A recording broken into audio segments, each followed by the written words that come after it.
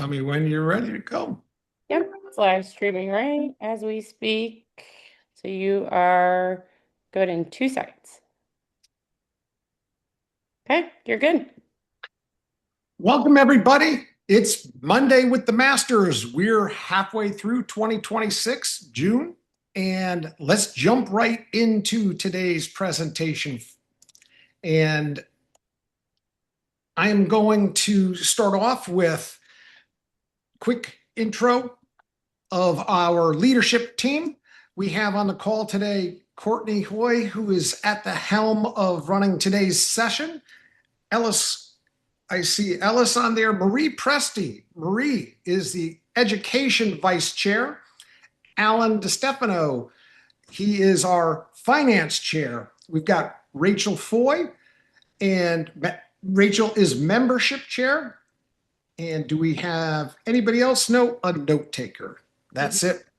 Hey, Greg, Yes. you might just change your screen. You're not showing the presentation. We've got your desktop or something showing. Oh, you're not seeing the presentation. Stand by one No, second. Thank you. looks like your email, but you look busy. Bear with me. Hang on. Sorry. Thank you. Let's see. There we go. He's a busy guy. Can you see it now? Yes. Oh, okay. That's what I was reading off of and looking at.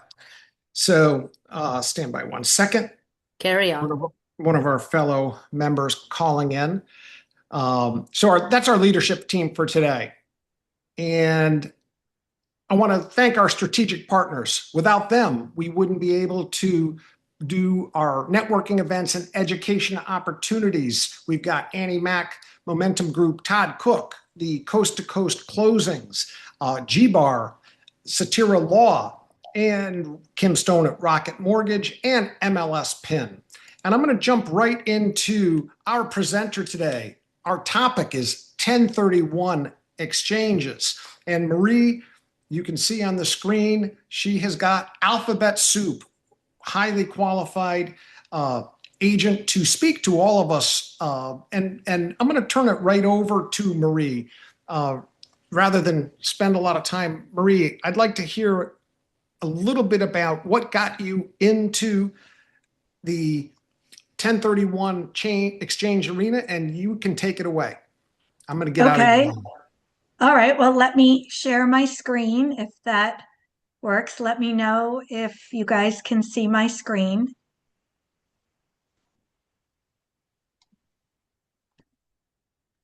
Yes. Yeah, we got it.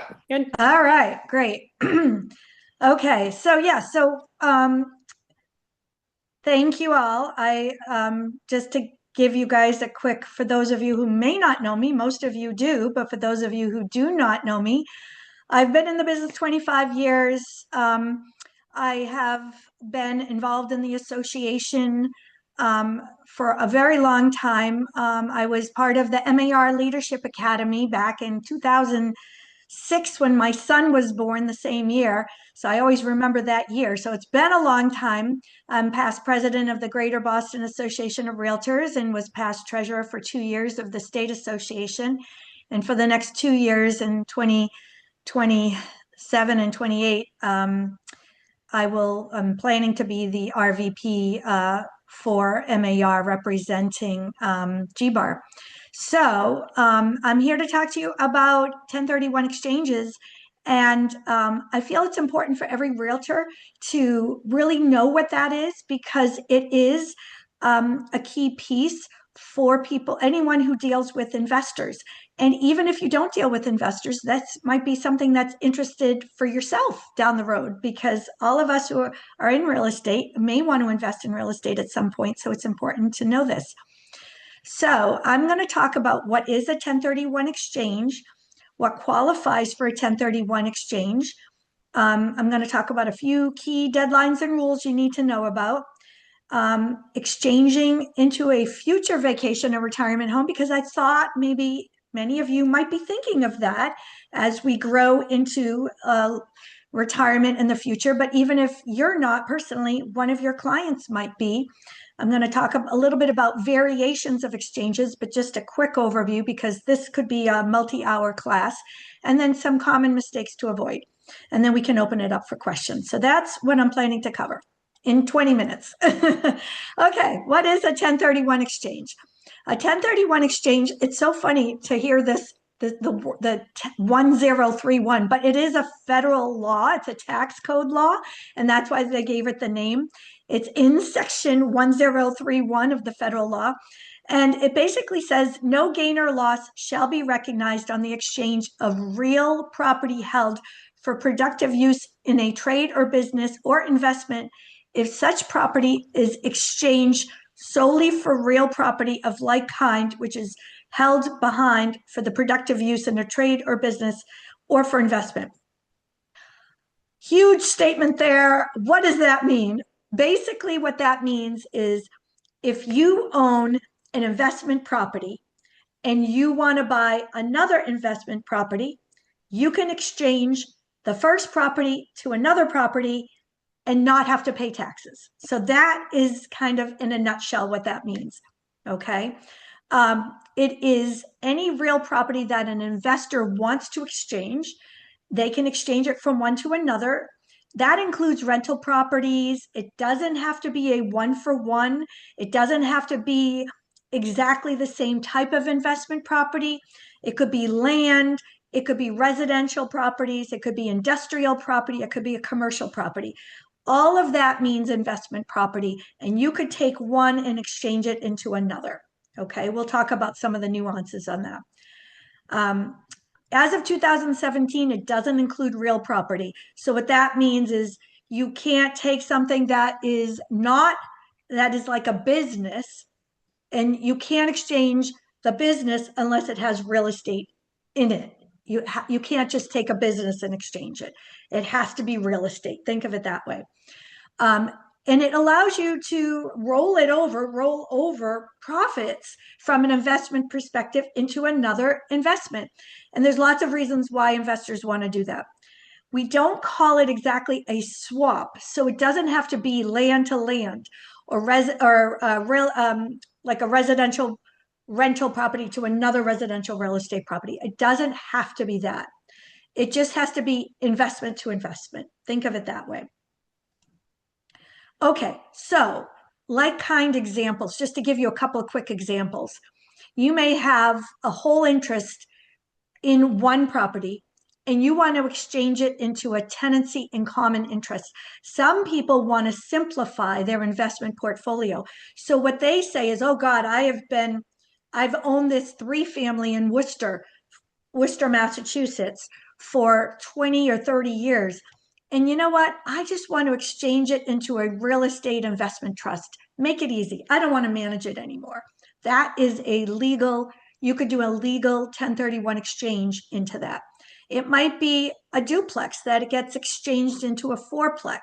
It could be a single family residence that was rented, might be exchanged for a motel.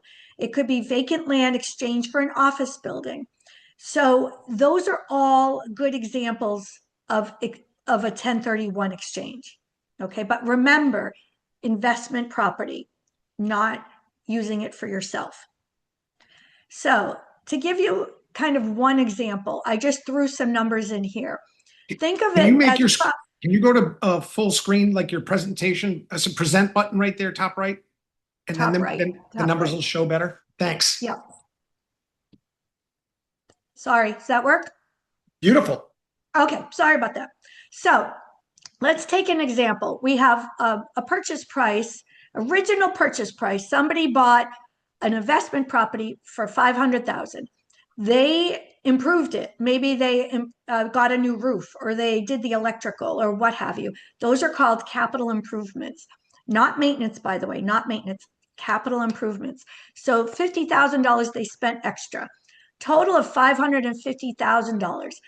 They had to depreciate. They didn't have to, but many investors like to do depreciation. Why? Because it helps them not pay as much tax year after year after year when they own an investment property. So their net a just cost basis is 400,000, because if they took deductions, this depreciation every year, then their net cost basis is 400,000. Now, if they were to buy a new property and they have a sale and they want to buy a new property, they go to sell this property 20 years later, they get to sell it for 1.2 million, right? That's a pretty big gain from 500,000 to 1.2. They get to deduct the cost basis, which is that 400,000 off of that 1.2. And maybe they paid a realtor to sell it. Maybe they had to pay an attorney, what have you, but there's cost to sell of 80,000. That equals a capital gain of 720. They get to subtract that 720,000, which is their potential capital gain. So there's some recaptured depreciation that you'd have to do from what they did throughout the 20 years they owned it. But this capital gains tax is $114,000. There's lots of other things. There's state tax. The bottom line here, without going into all the explanation on the details, is for this property sale, they may have to pay $215,000 of taxes to Uncle Sam in that year that they are selling it. That's a lot of taxes. So what could you do? Well, the taxes, the key is if you decide to buy a new investment property, you don't have to pay any taxes on the gain or recaptured depreciation in that tax year. It's all deferred. It's not that you save it. I don't want to say savings. It's just deferred to a later point in time. Okay, does that make sense to everyone? Just nod if you say, okay, it's deferred to a future year. So how does that relate? Think of that as an interest-free, no-term loan from the IRA on the taxes that are due. Think of it that way, okay? Simple, interest-free. So you're going to tell your clients, hey, you're selling your investment property. Do you want to buy something else? And you're just carrying that over until a later term when you're ready to retire. If you're not ready to retire, you don't want to pay the taxes, you can do that. All right. Why do investors use 1031 exchanges? Lots and lots of reasons. They may want to use the leverage they've got, and they may have a lot of equity now in the current investment property, but they want to buy more properties with it, right? And you can keep growing your equity. So they may want to sell one investment property that they have a lot of equity in to buy 3 properties that equal the same price using that. So they want to leverage. They may want to diversify and they don't want all their equity in one property. They want to kind of spread it out now and diversify in case one of those investments isn't doing as well as something else. So there's diversification. There's consolidation. They may have lots of properties out there and they're like, you know what? I just don't want to manage all these properties anymore. I want to get it into one big property and I only have to manage that one. And that's the reason why I want to do that. Maybe they want to make more cash flow. Maybe there's a new property out there that can give them a lot more cash flow now because that's more important to them than getting equity. Maybe they don't want to manage. I mentioned management release. Maybe they have increased depreciation. For me, just so you know, I've gone through a 1031 exchange myself and I've helped many clients do this. And they want to have increased that. I've got too much depreciation now after 27 and a half years later. I don't have any more depreciation. So what do you want to do at that point? You may want to sell that one, buy a new one because the clock starts over again. And maybe there's some reasons for estate planning as well that they want to do that. Get some of their estates in line and do some diversification for that. So there's lots of reasons. So the process ends up happening that the taxpayer is the one who would have to pay the tax. They go to sell, they get a buyer, and they have someone called a qualified intermediary who has to collect the money. So if you're selling your property, you can't sell the property, put the money in your own operating account, and then go buy something else. You can't touch the money. That's the important thing. Do not touch the money if you're the person selling your property. You give it to the qualified intermediary, and then when you go find something to buy, that qualified intermediary gives the money to the new seller. Does that make sense, everyone? Just nod. Okay, you don't touch it, you give it to someone else and they go. In order for that qualified intermediary to be in between, they're going to charge you money. So it does cost some money to hire a qualified intermediary. The guidelines, there's 2 key dates you want to remember.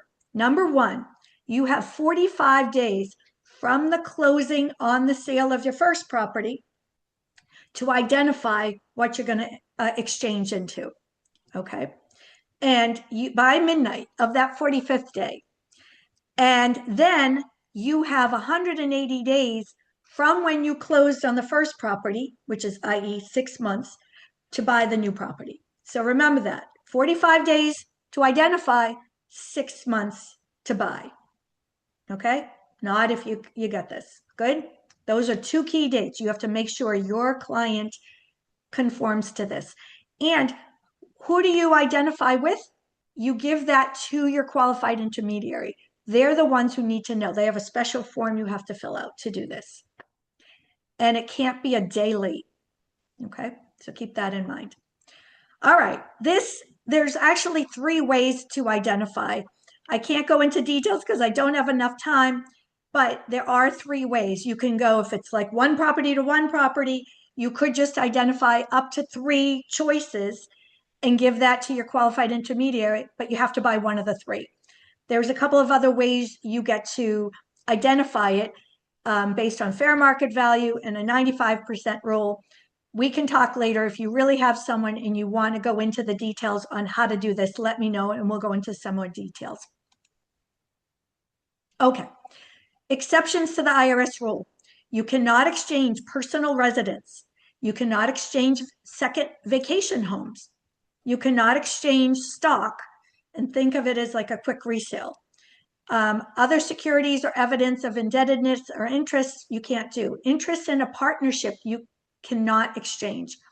So you would have to have, these are things that are exceptions to the IRS rule, personal property. So keep this all in mind. You could give this to your client and say, do you own your property in any of this form, because the IRS isn't going to like it.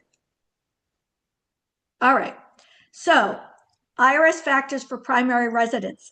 One of the things you have to note is you cannot exchange a property that you use for a primary residence at any given point in time, unless you hold on to it and you rent it first. We're going to talk about that in a minute. So here's what the IRS considers you living in. And I'm going to mention this because later, in just 2 more slides, I'm going to talk about maybe buying something for investment and then using for a primary residence afterwards, because you can do that. But you need to be cognizant, and your clients need to be cognizant of what they're setting up as their primary residence. So keep that in mind. Okay. How many of you have had a client and they've told you that they'd like to retire to Florida or New Hampshire or Maine or Cape Cod someday? Anybody? Okay, good. So you've got, somewhere else other than where they live. This could be a good strategy to help them. Why? Because if you have them first take one of their investment properties that they own now, the IRS, there is a procedure for creating, they call it a safe harbor for vacation home exchanges. Isn't that cool? So the IRS will consider a dwelling unit held for investment if certain requirements are met. So what would the procedure be? And this is all in the tax law, but what would the procedure be? You would make sure that you buy the home you ultimately want to be your vacation home. You have to own it for 24 months, i.e. 2 years. You have to rent it out. Okay, so you could exchange into that home. You rent it out for 2 years. Within each of those 12-month periods, you rent the property to another person at fair market rent for at least 14 days. Doesn't have to be all year, at least 14 days. And family members qualify if they use the property as a primary residence. So you can't use it as a primary residence, but a family member could if they used it as a primary residence. So you or your client now can't use the property for more than 14 days or 10% of the time it's rented. So if you could rent it out for 6 months, let's say to somebody else, you could use it up to 2 weeks yourself. So you go down to Florida to that condo that you've got rented, maybe during the off season, you get to use it for the first 2 years, but only 2 weeks. Okay. And not more than 10% of the time it was rented. So if it was only rented for 2 weeks, you can only use it a couple days. Does that make sense? You can't rent it more than 10%. All right. Then what you do is after 2 years, you get to go down there and exchange it into your vacation home. And now that's considered a vacation property. And you still were able to exchange into that investment property. And in a way, now you don't have the capital gains because now it's going to be a second home. Okay, so there's lots of variations of exchanges. It can get very complicated very quickly. Just to go over a couple of types of things, you could do a swap. You could do a delayed exchange with a qualified intermediary. You could do a reverse exchange. A reverse exchange, the delayed exchange is 95% of the exchanges out there. It's what I just explained. You sell your property, and within 6 months, you buy the next property. That's a typical delayed. A two-party swap really never happens anymore. It's what started as a 1031 exchange, but it's like getting two people who want to swap and they exchange into the other. Nobody can find the perfect partner anymore. So nowadays you're just finding the property. You're not trying to find a person to do it. A reverse exchange is where you actually buy the next property first, you buy it, use a qualified intermediary to buy it, and then sell your investment property later. You can do that. There's just some more requirements around that, and it costs more money than the regular delayed exchange. And an improvement exchange is one where, and I did this myself, is where the property I sold actually costs more than the property I bought. But I did some renovations to the new property, and the qualified intermediary kept all that money and then paid the vendors to renovate it. You can do that as long as you don't touch the money. Remember, don't touch the money, okay? And all of that can work out sufficiently. Common mistakes, don't wait until closing date to say, I want to do an exchange, because you've got to hire the intermediary ahead of time. You got to make it all happen. So you need to do this. In Massachusetts, P&S is the time to do it. In other states where you only have one contract, you've got to put it in the original contract. Don't touch the money, as we said. Not putting the two properties in the same name, that has caused issues because when you buy and sell, it's got to be the same name. Don't miss the 45 deadline by even 1 day. Don't buy a vacation home and use it immediately or use it more than that 14 days because that will disqualify you. Forgetting about the debt replacement. I'm going to be honest, I did that. I forgot that I had a loan on my property I sold because there is a debt component when you exchange. So if you had a mortgage on the first property and you exchange it, you have to have the same mortgage or higher on the next property, or else you'll get what's called a debt boot. We could always talk about that one-on-one if you need that. Or buying the wrong property. People get all caught up in this tax thing and then they just buy the wrong property because they're rushing. Don't do that either. Okay. A 1031 exchange should support the client's long-term investment strategy, but don't make this exchange drive it. So in other words, the tax tail shouldn't wag the investment dog. Make sure you're doing the right exchange. And I think 12:28, I think I went a little over my 20 minutes. However. No, you didn't. We started late with a little technical issue in the beginning. Yes. Okay, good. So I think I got it all down there. This is my team and this is me.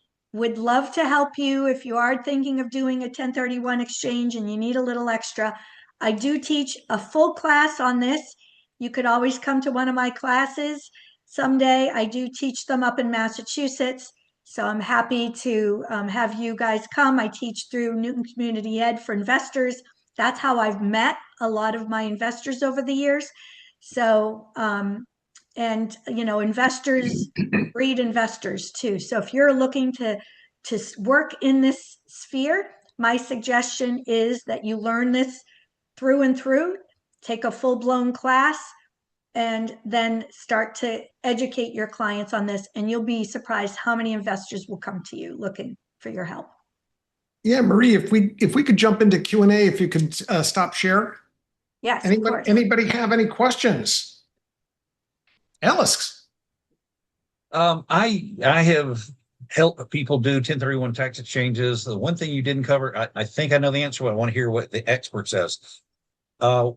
When you have something that has been exchanged and then you pass away, does that property go to the estate, which then gets a stepped up basis and there are no capital gains?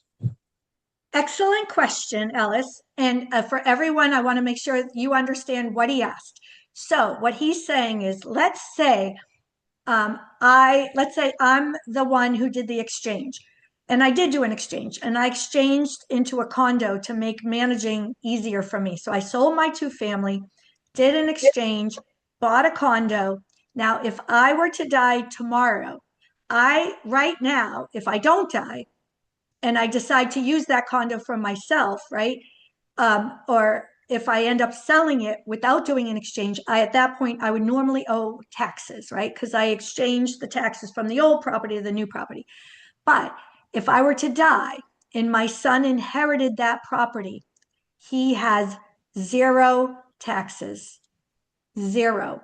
So if you're really looking to do that's one of the reasons people do the estate planning, is because they don't want their children, as they're getting older, to have to pay what's been exchanged over the year. And the key is, if you die. And that was the step up basis piece that Ellis was touching on. Yes, what happens is when a estate beneficiary takes over someone who's passed away, they take the value at the point in which they took it over. So there is no gain because they get a cost basis. So it's one of the best ways to save taxes is to die. I don't want to tell any of you to die, but that would be the way to do it. We don't want you to die. We'd rather that's why I brought up the vacation example, because I'd rather have you and your clients live life to the fullest and not have to pass on all of your equity to your children. I want you to enjoy it. So instead, I'd rather have you focus on the vacation home and working on that and enjoying life. Any other questions? Rachel, you got one? Anything? I don't, but I could make one up for our purpose. If you're good. How about Alan? Alan, you unmuted yourself. You got a question? I did. So on the identifying the properties for 45 days, let's say you identify several properties, but you don't close on those properties. What happens? Can you just identify 15 properties and not close on any of them, or how does that work? Well, it depends which of those 3 options you used to identify a property. So I used the 3 property rule, which is I was only going to buy one to one. So you're only allowed to identify 3 properties. So you've got to make sure, number one, they're available and that they may be available in the 6 months, which can be complicated in this market, right? We've had a really, really competitive market, which is why some people are now doing reverse exchanges. They're going out and buying something first and then reversing it because it just doesn't come up in 6 months. And I had the challenge because I was in a really, really tight market in 2022, right? That was a super tough year. So when I identified my 3 properties, I had to find one that was like a fix-me-upper that had been on the market for a long time that probably would stay on. And then I went after another property that was very competitive and was going to go in a week. But if I didn't get that one, then I had a backup too. So it's only 3 unless you end up using one of the other rules. And one of the other rules do allow you to identify more, but that's if you're going to take one property and buy multiple properties with it. So taking like $1 million property, if you've got a $500,000 gain, in buying 2 or 3 properties for 200 or 300 each. Then you can identify more. So you can do that, but if it's a 1-for-1, they only let you do 3. And to answer your question, let's say you come up in 45 days and those 3 properties are gone and you don't get to buy them. Then you pay the gain. That's Yeah. the bottom line. You're paying the gain. Courtney, did you have a question? I was more interested in the whole you could exchange a property and then make it your vacation home. How does that all work? Yeah, so we can talk more about that, but what it is and I don't know if you have investment properties now, but if you buy an investment property to begin with and you use it for 2 years, then what happens is normally if you were to just sell it or use it for use it for some other purpose, normally you'd be have to pay a gain in that year. But if you keep it for 2 years and then you exchange it into a second home, right? Now it's your second home and you've used it for your you've used it for investment. So you're not having to pay the gain on that because now it's a second home. So you'd And have to rent it for that first 2 years? yes, at least for 14 days or more. But let's say you bought a condo in Naples, I don't know, where's your favorite place you want to go? Well, Austin. I know someone that just recently bought a house in Naples and she used the 1031 exchange, but she's renting it out right now. And I don't know what the guidelines are on how long you have to rent it out until it can become your second home or vacation home. 2 years, 24 months. Okay. So And then you can tell her if you rent it out for 24 months, then she could, in the 3rd year, she could then start to use it more often and eventually go full time there. And Okay. I think this is going to be a class that we need to get RRC to certify for Yeah. all of the New England CRS designees and people working on their CRS and members of RRC. I want to Okay. just wrap up the call because we are at time. And Marie, thank you for such insight and sharing your wisdom. It was interesting because the question that popped into my mind was, does it need to be equal or higher? What if it was a lower cost? And I think you answered that. If it's lower, okay, I pay the taxes on that lower piece, right? On that lower piece, yeah. And they call that a boot, BOOT. That's what it's called, an Yep. IRS tax boot. So you don't have to pay the full gain, just the difference. Cool. And Which then still saves you money. So it's better to do that than nothing. better than nothing. And then the other rule of that naming of the LLC. So if you're selling 123 Main Street and you call it 123 Main Street LLC, and then you buy 345 Main Street, you better not put it in 345 Main Street because that's what you're saying is a problem, right? Actually, the real answer on that is the tax ID. Remember, Okay. it's the tax ID the IRS is going to look at. So So it's you not want the the name. same tax ID for both. So if you do have 2 LLCs, but you're using the same tax ID, it's okay. Okay, thanks for clarification. And the 1031 exchange has been on the chopping block, and for many years, I want to say that the RPAC investors are responsible Fighting. for Mhm. perpetuating this strategy. So I'm going to finish up with just 2 slides real quick here, if I can get the right application to open. Thanks for still telling me it wasn't working before. We will just hit the upcoming events. July 8th, we've got the Rhode Island YPN networking event, Blue on the Water. We've also got the Mass Association of Realtors Cruise on the Charles. That's going to be a great one. I'm sorry for not having these. My June 24th should have been moved up. Sorry about that. Rebar Camp in New London, Connecticut, Eastern Connecticut Association of Realtors.